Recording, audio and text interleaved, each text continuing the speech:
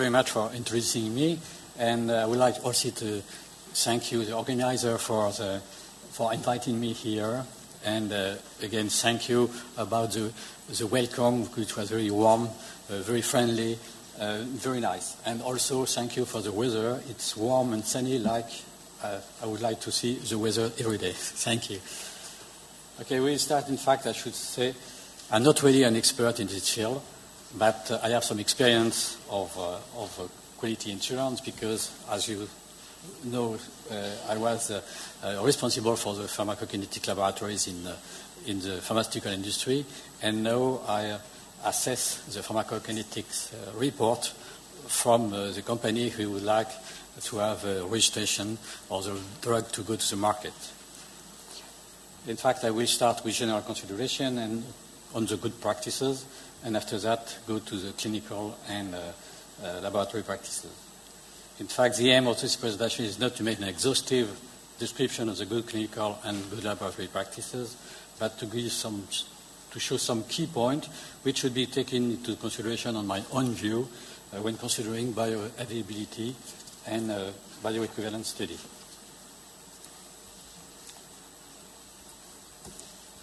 Firstly, the principle of good practices have been developed to promote the quality and validity of trial and test data used for determining the safety. Safety is a very important word, and we'll repeat safety sometime during the presentation. It is a managerial concept covering the organizational process and the conditions under the studies are planned, performed, monitored, recorded, and reported. These principles are required to be followed to carry out studies to be submitted to national authorities. The purpose is to promote the development of quality trial and test data. Comparable quality of trial and test data forms the basis for the mutual acceptance of data among countries. If individual countries can confidentially rely on test data developed in other countries, duplicative testing can be avoided by saving time and resources, and also saving volunteers. There's a lot of effort today to reduce the number of animals in the non-clinical studies. I think we should do the same in the clinical study using volunteers, and not to replicate bioequivalence studies in order to use and to introduce less volunteers into the studies.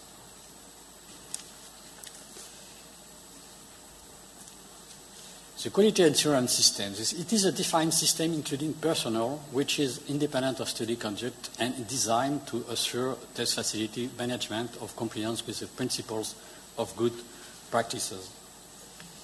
In fact, you see, which is important is the independence of the quality assurance team. The management should not be the same in between the responsible of the laboratory and the responsibility of both the quality assurance. The separation should be very clear in between the responsibility for the analytical work and for the quality assurance work. Quality assurance makes systemic actions that are established to ensure that the study is performed and the data are generated, documented and recorded, and reported in compliance with the principles and the applicable regulatory requirements. In fact, quality assurance is in charge to make some audit during the study in order to make sure that the study is carried out exactly following the protocol and following the procedure which was written before starting the study. The standard operating procedure, its documents and which describe how to perform tests and activity, normally not specified in details in study plan or test guidelines. What is, on a practical point of view, it could be useful to ask to the people in charge of the job to write by themselves the procedure, because they know exactly what they do and they know exactly how the best way to describe what they do. But obviously, the standard operating procedure must be approved by the management of quality assurance, not the management of the analytical lab. The aim is to ensure the quality and integrity of the data. Obviously, it must be as available for all the employees because they have to follow the procedure. They need to have the procedure available. And also, a historical file should exist. Also, updating should be done quite often. It could be every 2 years. in order to follow the evolution of the method, of the laboratory, of the people, on the technique, and so on. And 2 years should be a good interval time. If there is any deviation related to the standard operator procedure during the trial, it should be documented and acknowledged by the study director and principal investigator. In fact, very often during the audit of the quality, not very often, but it could happen during the audit by the quality assurance to see some deviation considering the protocol or considering the procedure, and in this case it should be documented and explained and give the reason to accept or reject this deviation. It is the responsibility at the end of the study director. The inspections are conducted to determine the degree of conformity of the test facilities and studies with principle and to determine the integrity of data to assure that resulting data are of adequate quality for assessment and decision-making by national regulatory authorities. There is 2 things here.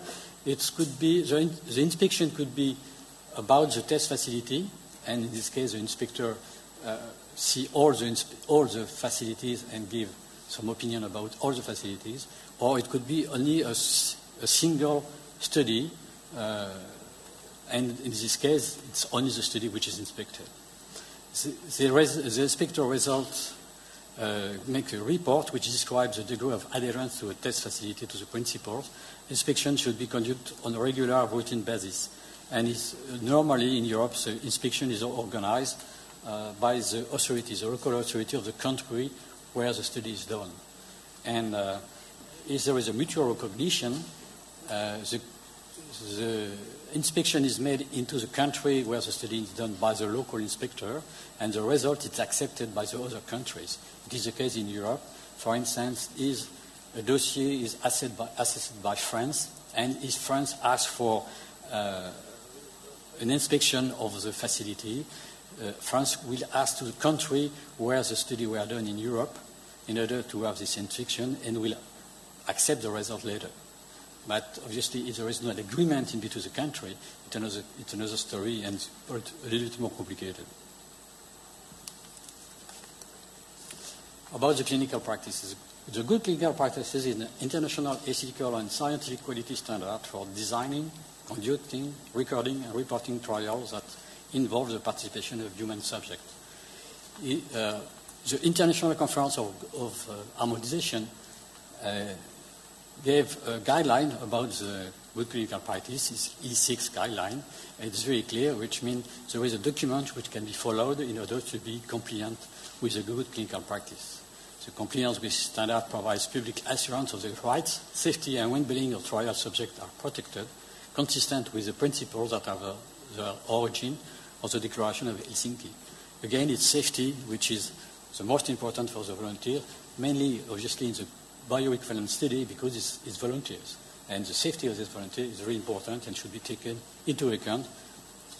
Perhaps before the end of the study, the investigational medical product, it is a pharmaceutical form of an active ingredient based dating or used as a reference in the clinical trial, including a product with a marketing authorization when formulation is a different way for the approved form. It's typically the case in the bioequivalence study, comparing 2 forms of the same ingredient. The regulatory authorities are the body who have the power to regulate. In the ICH GCP's guidelines, the expression regulatory authorities includes the authorities that review, submit clinical data, and those that conduct inspection. These bodies are sometimes referred as competent authority. And as I told you, it could be different authority involved in the inspection or involved in the review of the data. If there is, again, as I told you, if there is agreement between the countries, the work could be split between the countries, in between the inspection and in between the assessment of the study.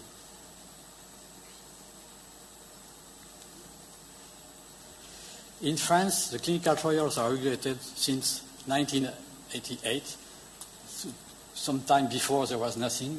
I should say I did some pharmacokinetic studies in volunteers before this date, which was more or less illegal, but I'm still here, I'm not in a jail. The phase 1 clinical trial must be performed only in accredited research sites. Accreditation is given for 5 years after inspection, and condition to be agreed has the appropriateness between the environment and the safety. It's typical for France. It's not the same in all the countries. But in France, it's like that. It means we cannot make a bioequivalence study if we don't have the authorization to do phase 1 studies. And to avoid simultaneous participation of volunteers in clinical trials, they are listed in the register in order to be sure that they are not volunteers twice. And the total amount of money which is given to the volunteers, it's limited during a year. The aim of that is that subject should not make a job to be volunteers in studies. Okay, the sponsor of the study is an individual company, institution, or organization which take responsibility for the initiation, management, and or financing of the clinical trials. A sponsor may transfer any or all the sponsor's trial-related duties and functions to contract research organization, which is mainly the case for the bioequivalence studies. But the ultimate responsibility for the quality and integrity of the trial data always resides with the sponsors. It's very important, as it was said before. It's not the responsibility. The result, the quality of the result, obviously, could be the responsibility of the CRO. But at the end, the responsibility of the results will be the responsibility of the sponsor. And if there is any trouble with the study, the authority will ask to the sponsor to give an answer, and the sponsor will ask to the CRO, for instance. But the first person who will be involved will be the sponsor. And the investigator is the person responsible for the conduct of the clinical trial at the trial site. It is not the sponsor, but is asked by the sponsor to be responsible for the clinical part of the study. Okay, we will see some other key points. In fact, it was said, obviously, that bioequivalence study is a clinical trial first. And which means you have to be submitted to the authorization of a clinical trial before starting such study in Europe.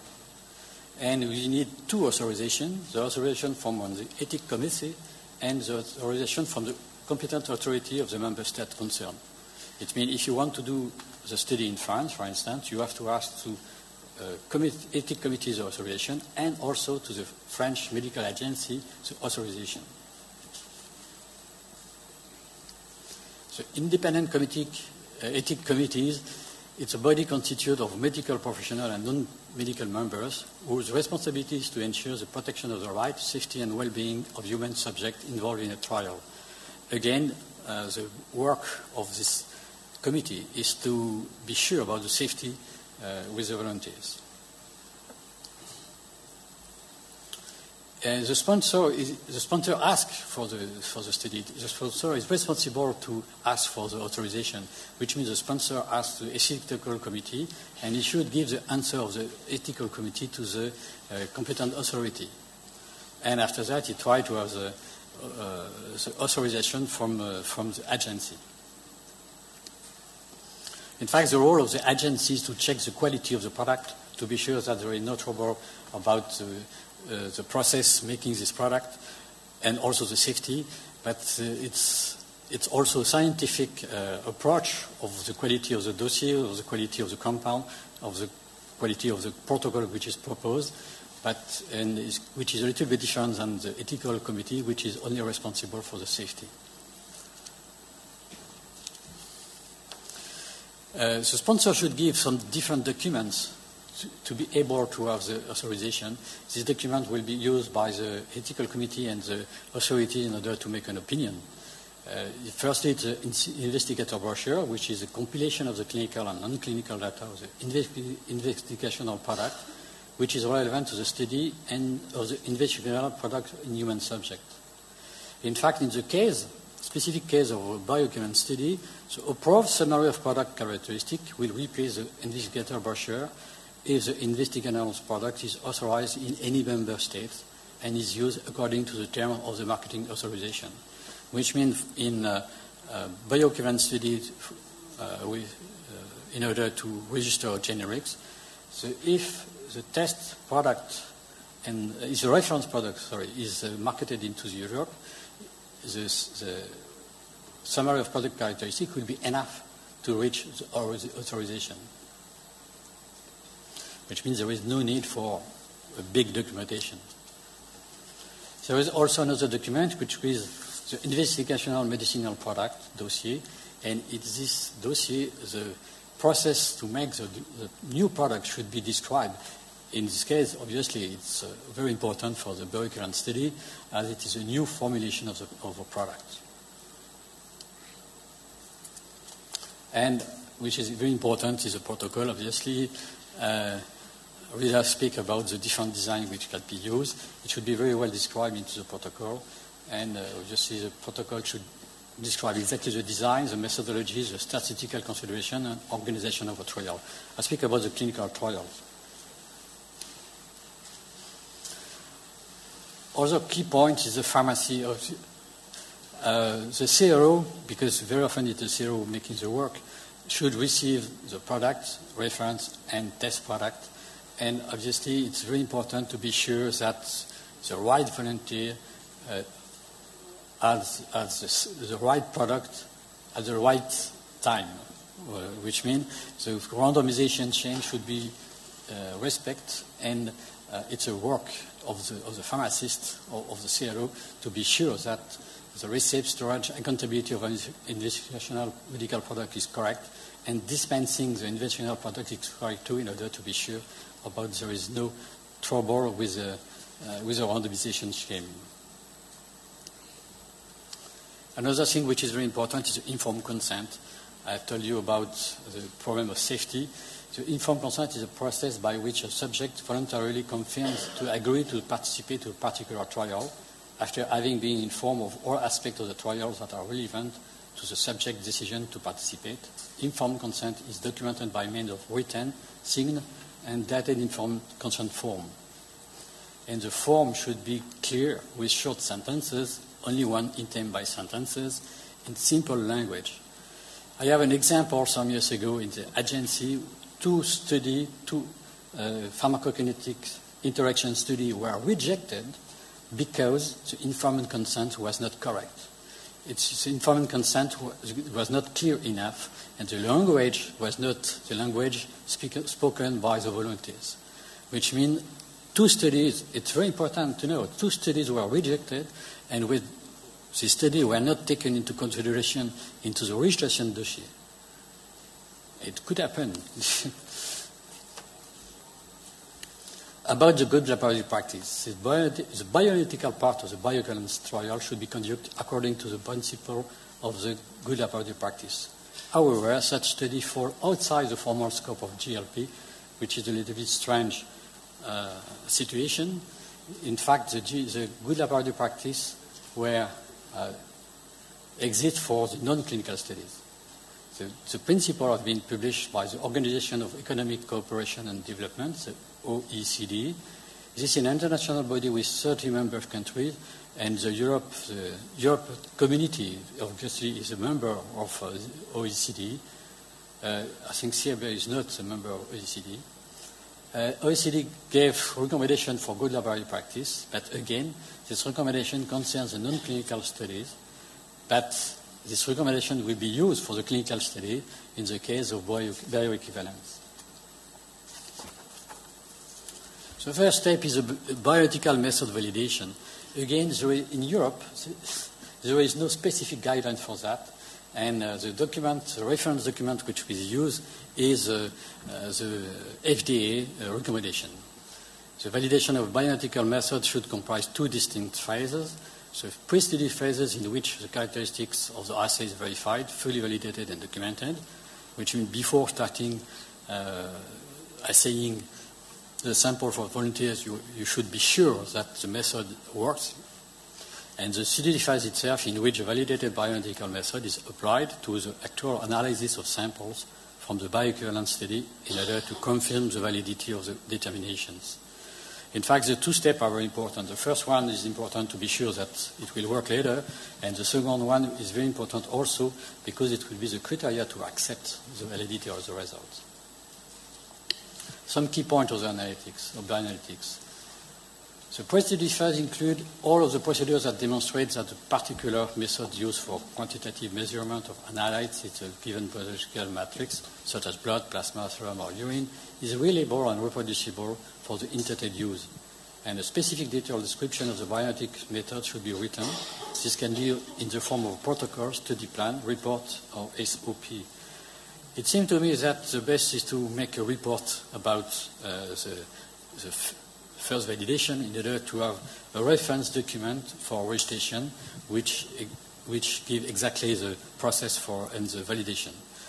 It should be useful also to have a standard operating procedure in order to the people making the job to have the exact procedure of this method, which could be very new depending on the product which is analyzed. You know from the FDA that the most important the criteria for validation are the selectivity, the sensitivity, the accuracy, precision, reproducibility, and stability. All the 6 points should be well established before starting.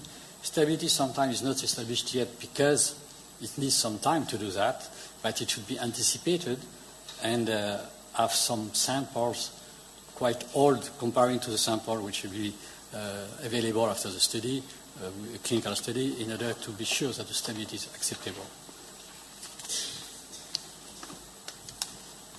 The calibration curve of the method, it is the simplest model that adequately describes the concentration responses relationships should be used. Selection of weighting and use of complex regression equations should be justified. In fact, now we use the method which was just described before, LC MSMS, the liquid chromatography with the mass spec, and in this case the relationship is a straight line. The weighting obviously could be used, but it's simple. It's a gold standard for the bioequivalence studies. About the immunological method, which are not very often used, obviously it's much more complex, and the regression is not a straight line. You can have some complex regression equation and justify it. The extrapolation on the bottom and on the height of the curve is not accepted. Something which is important to determine is the lower limit of quantification. There is a clear definition in the FDA guidance. The lowest standard on the calibration curve should be accepted as the lowest limit of quantification if the following conditions are met. The analyte response on the system should be 5 times the response compared to the blank, and the analyte spikes, the response should be identified, discrete, and reproducible within the precision of 20% and an accuracy on 120%. It's clear. It's a simple definition, and you have to respect it. During the study phase, obviously, the actual analysis of sample for the clinical studies. The sample are analyzed by run or batch. The wording is different, but it's the same thing. Organization of runs should be clearly defined, and acceptance of runs should be clearly defined too. We will discuss perhaps a bit more these points. So analytical runs is defined also in the FDA guidance. It should consist of standard blank, standard zero, calibration curve standards, quality control samples separately prepared in sufficient number, and study samples. And the organization standard QC sample, quality control sample, and samples should be arranged as considered appropriate within the run, but it should be defined before. It's strictly defined into a standard operating procedure, which means you can, for instance, start by the standard curve, and after that the sample, and put the quality control in between the sample in order to have a control of the study. But there is other design possible. It's up to you to make your choice, but it's very important to make the choice before and not later, and to include the choice in a standard operating procedure. The acceptance criteria for a run, the aim obviously of the quality control and the standard curve is to have something which is controlled exactly can say that all what could happen during the assay. And the requirement is 77% of a minimum of 6 standards of the calibration curve, when back calculated, should fall within plus minus 15%, except for the limit of quantification. We say it's 20, which is acceptable. And 6 standards is the minimum. You can make a curve with 6 standards, but in this case, you cannot accept any missing point. If you are more than 6 standards, which is much better, you can accept some missing point, but if the missing point is the upper concentration or the lower concentration, you cannot extrapolate. You have to limit the standard curve to the point which are acceptable. And at least about the quality control, 67% should be within 15% of the respective theoretical value. You should, generally speaking, 3 concentrations are chosen. 1 low, close to the lower detectable concentration, the lower quantifiable concentration. 1 which is high, close to the upper concentration of the standard curve, and 1 in the middle. In this case, you can explore all the possibilities of the curve. Something which is very important now, it's the acceptance, with the acceptance criteria for one, it's about the standard curve and the quality control. If there are some difficulties with the quality control or the standard curve, and if this you can have some difficulty and reject the run because difficult with QCs and curve. But you can have also the possibility to reintegrate. If you are not satisfied by the integration, you have the possibility to reintegrate the peak of the QC, for instance, the quality control. In my opinion, is not a good thing. If you want to avoid any controversy with the authorities, don't do that. You have to accept the run if the QCs and the standard curve are acceptable. If not, it's not a good thing to try to sell your run, making some new integration of the peak in order to put the run in the good side. It's not very well appreciated by the authorities. And in my opinion, as the QCs and the standard curve are really the standard used in order to be sure about the quality. If it is correct, everything is correct, no trouble. If it's not correct, you have to make a new run. About the sample, it's another story. If the run is acceptable, taking into consideration the standard curve and the quality control, you can accept to have some reintegration of the sample, of the peak of the samples. But the criteria for accepting reintegration should be described into a standard operating procedure, and the applicant should discuss the parametrograms that have not been automatically integrated, the reason for a different method of integration, the value obtained with the automatic integration and the non-automatic integration, and the justification for the acceptance of each individual chromatograms that have not been automatically integrated. It is the responsibility of the study director, and it should be clearly mentioned into the report why this was not accepted, why it was reintegrated, and in order for the assessor to know exactly what happened during the test, the trial. The same thing for the repeat analysis samples. Again, if there is any trouble during the run with some samples, but it could be obvious, for instance, if there's a bubble into the system and no peak for the sample, you can say there is some trouble.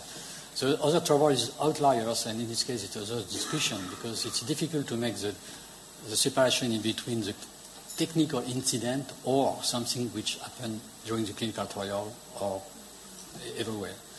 In fact, the applicant should discuss the samples that have been reanalyzed, the initial value, the reason for reanalysis, the value obtained and the reanalysis, the finally accepted value and the justification for the acceptance. It is the same story. It should be clearly justified. Also, it is the responsibility of the study director in order to make an assessment about the reason to do a new analysis of the sample. The study report, I don't speak a lot about it. There is also a recommendation from ICH H3 for that, and if the recommendation are followed, there is no specific work. The authenticity of the whole of the report should be attested by the signature of the principal investigator in accordance with the annex and so on, and also with we should have the signature of the quality assurance team. The quality assurance team signature means it's a good reflect of all what happened during the test, during the clinical trial, and during the sample analysis. Okay, and as a conclusion, the aim of the bioavailability study is to prove that two medicinal products containing the same active substance are bioequivalent in order to ensure comparable clinical performance, and this performance in its safety and efficacy. Strict application of GCP and GLP will guarantee the quality of the results and the comparability in terms of safety and efficacy of the medicinal product administered to the patient. It means it is the safety and efficacy aspects which are very important, obviously, for the patient.